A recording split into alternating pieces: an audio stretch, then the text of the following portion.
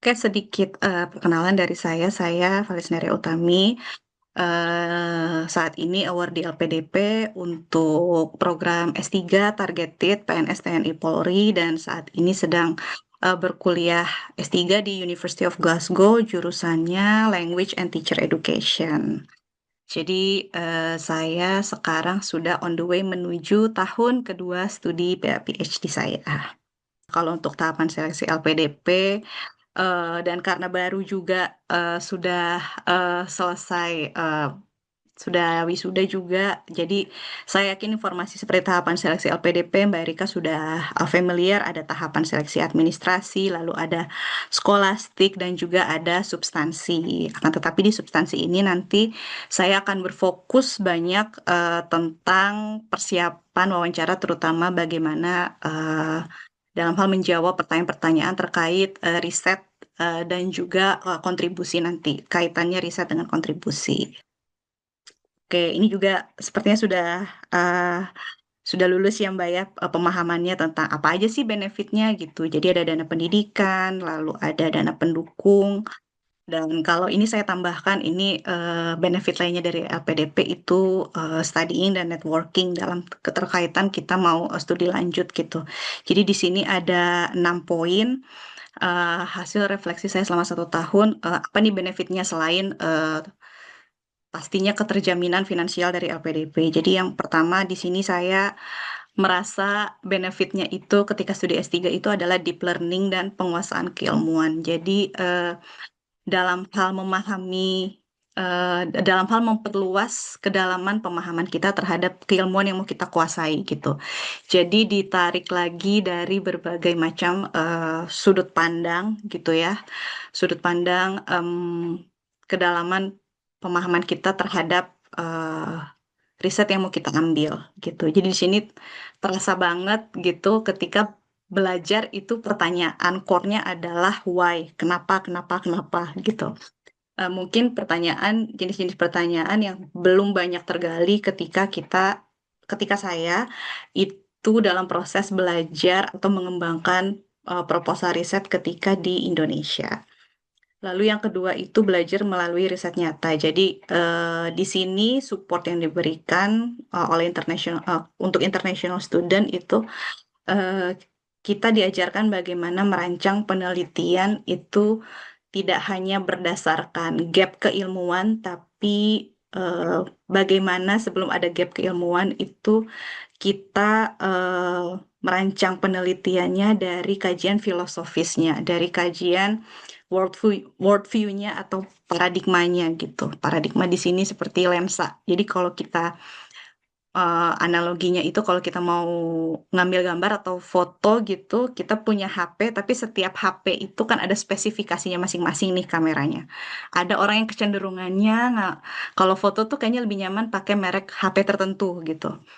iPhone misalnya atau Samsung gitu. Nah, dengan merancang penelitian juga seperti itu. Jadi tidak hanya eh, apa memilih brand tertentu, tapi diajarkan kita gimana caranya, kenapa pilih HP jenis tertentu untuk memotret sesuatu. Nah, itu proses belajar yang tadi ya, deep learning dan juga belajar bagaimana caranya.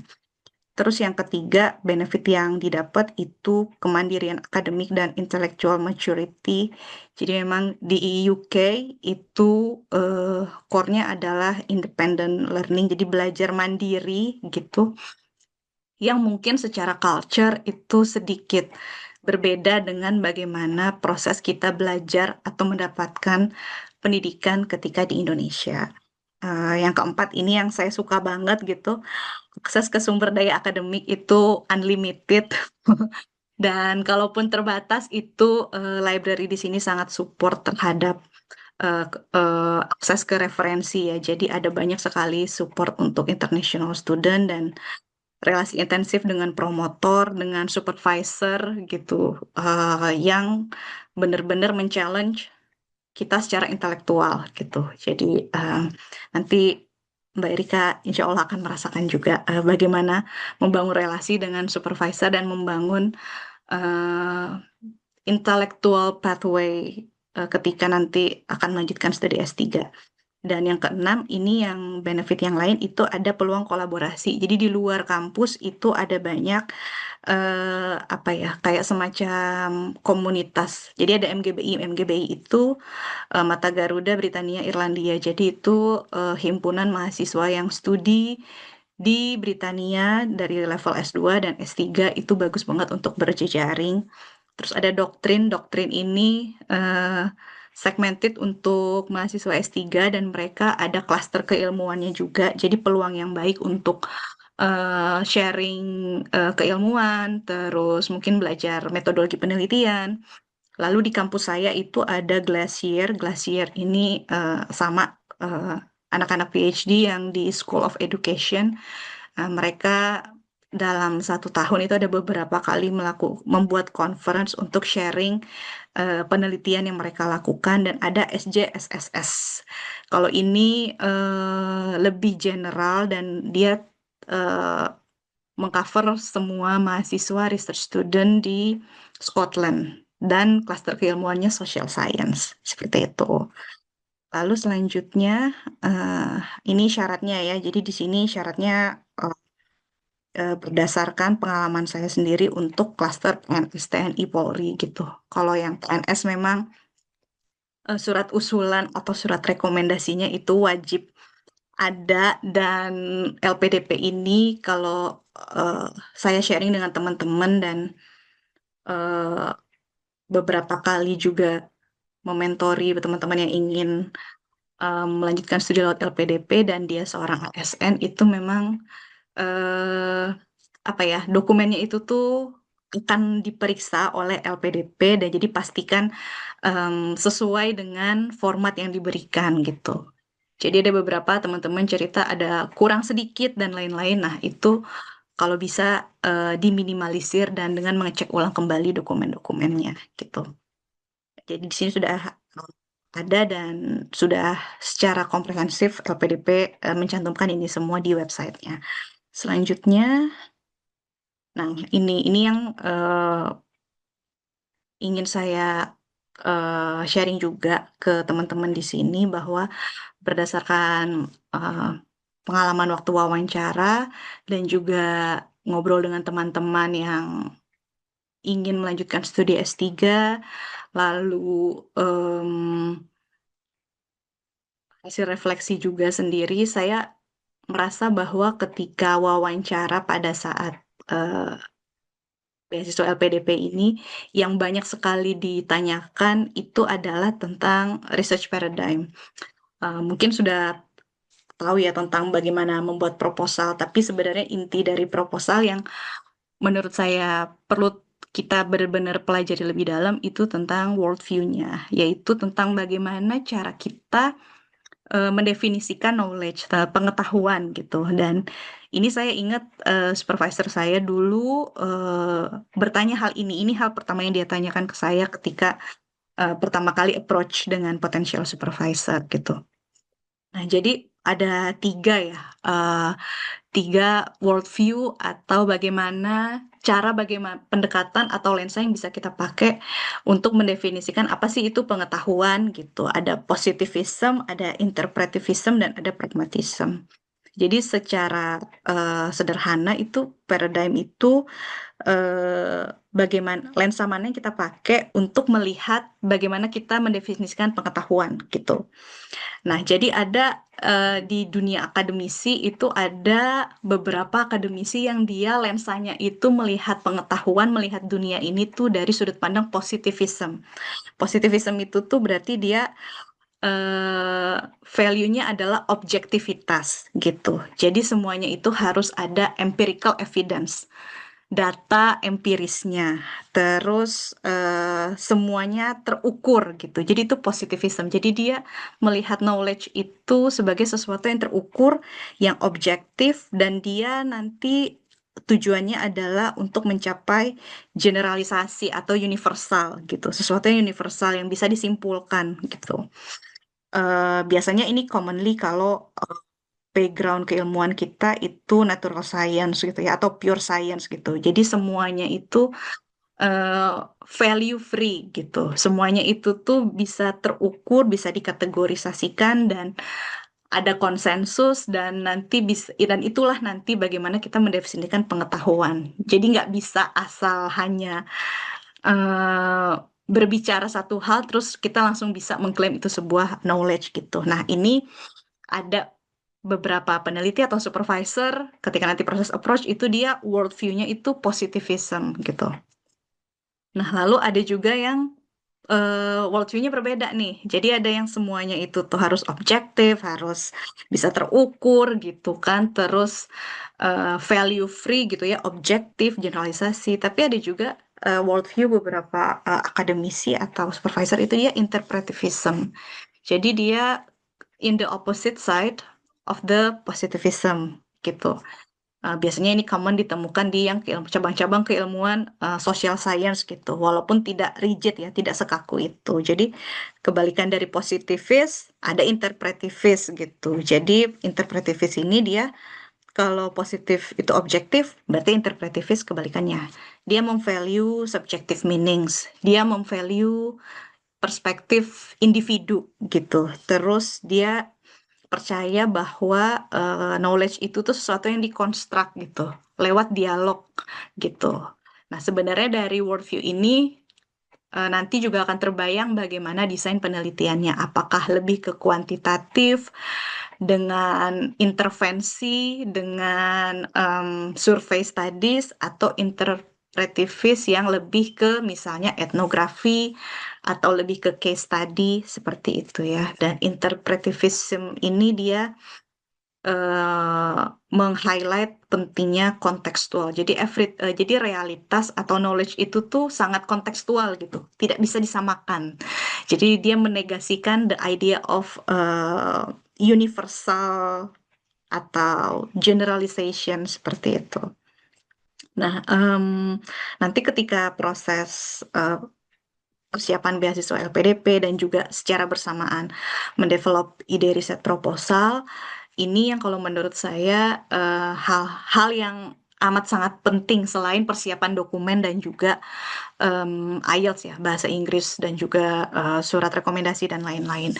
Ini kalau menurut saya penting untuk benar-benar secara intensional mempelajari ini sebelum nanti akan gelagapan ketika misalkan sudah sampai tahapan wawancara atau tahap proses approach supervisor. Dan ada satu lagi ini pragmatism. Nah, pragmatism ini nih secara sederhana tuh ya gabungan keduanya gitu. Ada positif, ada interpretivis. Ya udah, pragmatism is combination of both gitu. Jadi dia lebih ke bagaimana sih sebuah teori ini bisa useful gitu. Jadi knowledge itu tuh nggak bisa hanya sekedar digeneralisasikan atau misalnya wawancara gitu, tapi bagaimana practicality aspek dari sebuah teori atau sebuah knowledge. Ini pragmatism dan commonly itu desainnya nanti ke bawahnya itu adalah mixed method. Jadi menggabungkan statistika dan juga observasi atau wawancara atau analisa dokumen seperti itu. Nah, jadi paradigm atau research paradigm ini itu nanti worldview yang akan menggait arah penelitian kita.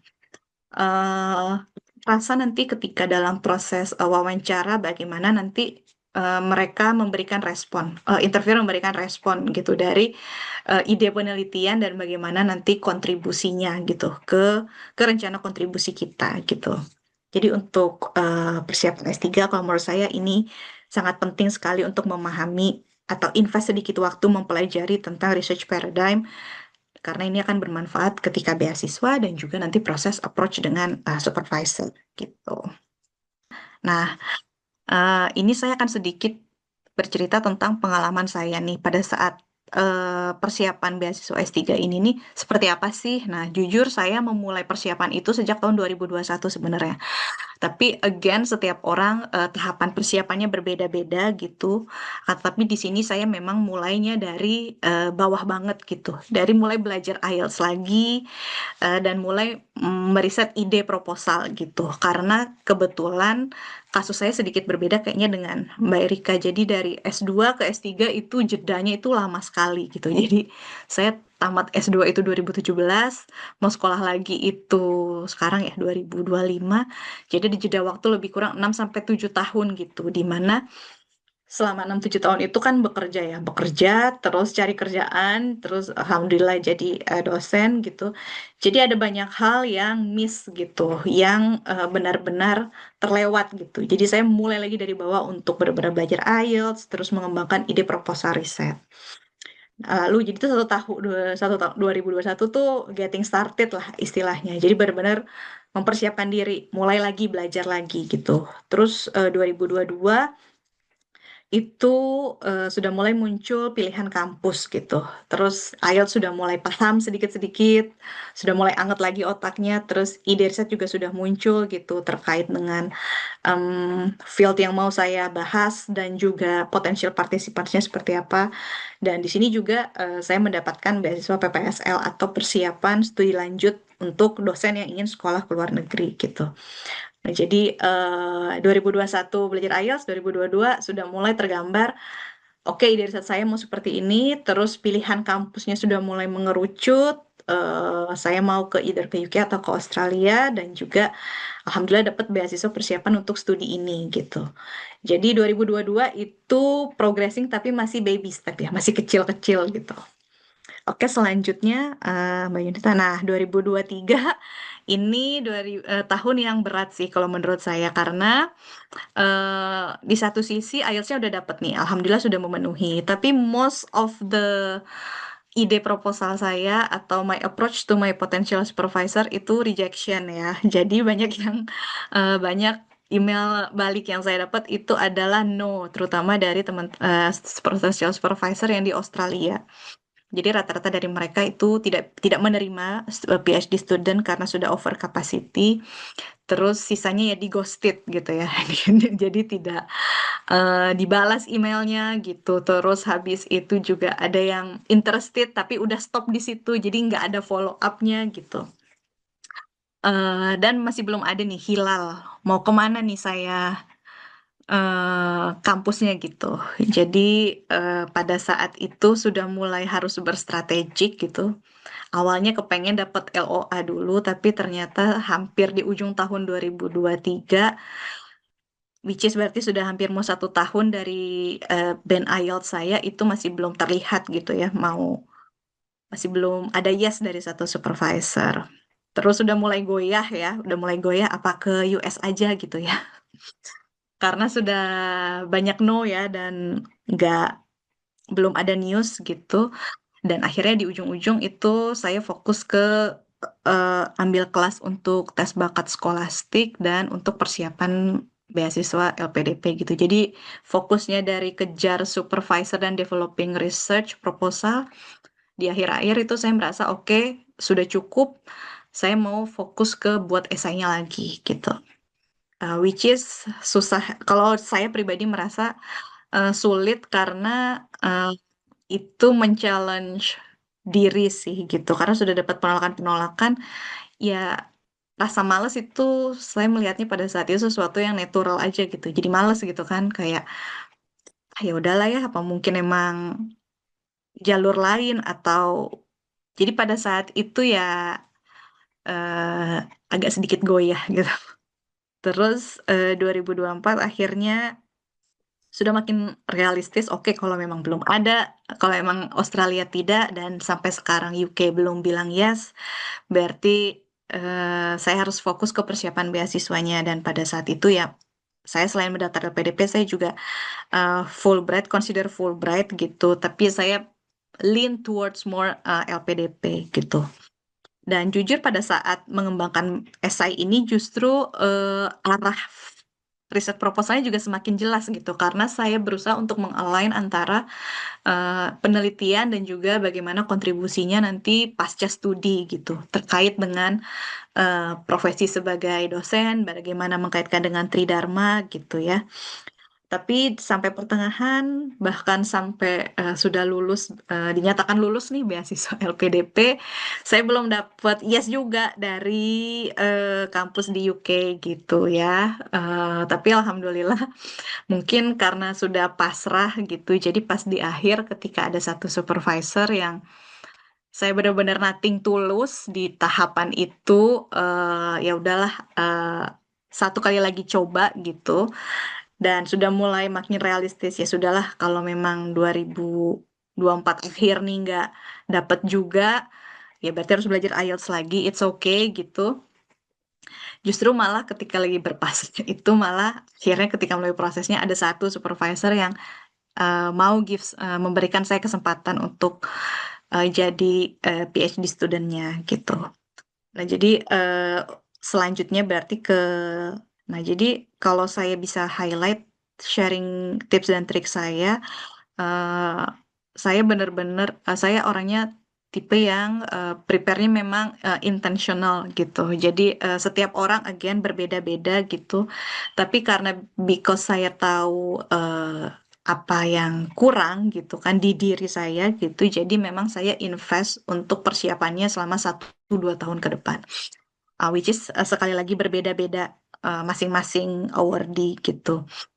Lalu selama preparation ini juga saya benar-benar self assessment diri. Jadi saya benar-benar mencari tahu saya tipe pembelajaran kayak gimana sih? Apakah saya memang fokus belajarnya itu tuh ketika sendirian atau memang harus bareng rame-rame gitu ketika misalnya belajar IELTS. Terus kapan waktu saya fokus gitu? Kalau saya bekerja di jeda waktu mana itu saya bisa benar-benar fokus untuk belajar gitu. Terus apa hal yang bikin saya happy kayak kayak gitu kan? Karena yang namanya belajar pasti nggak selalu kita selalu keep motivated setiap harinya gitu. Ada saat-saat down-nya, dan ketika down itu kira-kira apa sih yang buat saya bisa naikin mood saya lagi buat belajar gitu. Dan kapan waktu yang baik buat belajar gitu. Terus read many and deep, terutama dengan tadi ya world view-nya potential supervisor kita gitu. Jadi nggak ada uh, one size fits all gitu, tapi alangkah baiknya ketika dalam proses mempersiapkan beasiswa LPDP dan juga mencari potensial supervisor itu kita memahami world view-nya atau paradigmnya supervisor kita tuh apa, karena itu akan membantu ketika kita nanti melakukan studi S3 ini, karena lensa yang dipakai tuh sama gitu. Kalau istilahnya tuh kayak obrolannya tuh nyambung gitu. Karena ketika nanti sudah eh, menjadi mahasiswa S3, kita baru merasakan bahwa oh, ini pentingnya ternyata memahami worldview tadi, memahami paradigm tadi. Karena kalau nggak sama gitu ya, itu akan kita akan saling sulit memahami satu sama lain gitu. Jadi supervisornya bingung cara ngembimbing kita, terus kita juga bingung ketika supervisornya memberikan apa ya komentar terhadap tulisan kita misalnya gitu.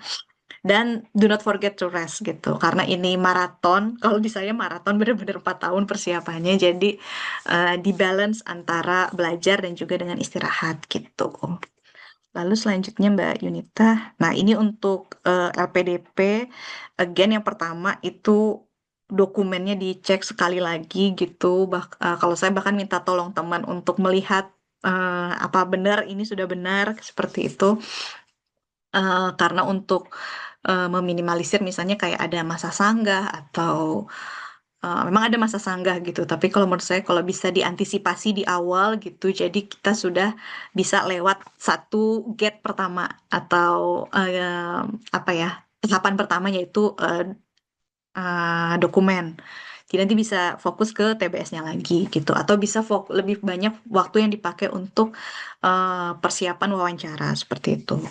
Terus baca lagi apa yang sudah ditulis, terus kalau perlu sign up kelas, persiapan beasiswa kalau diperlukan, dan practice mock up interview. Itu kalau di saya ngebantu banget untuk eh, memahami bidang yang mau saya teliti itu apa sih, terus memahami worldview tadi gitu ya. Karena kalau dibaca itu seperti konsep yang abstrak gitu ya, ini apaan sih gitu. Tapi justru dengan proses dialog dan juga saling memberikan umpan balik atau feedback itu baru kita paham maksudnya worldview itu tadi apa gitu. Dan kalau di saya itu paralel, jadi pas daftar beasiswa LPDP, saya juga meng-email potential supervisor, dan yang terakhir itu berdoa. paling tidak, dengan kita berdoa itu kita memaksimalkan niat kita, kita mengupayakan yang terbaik untuk diri kita dan semoga nanti hasilnya balik ke kita itu sesuai dengan apa yang kita doakan, seperti itu. Oke, jadi mungkin itu yang bisa saya sharing.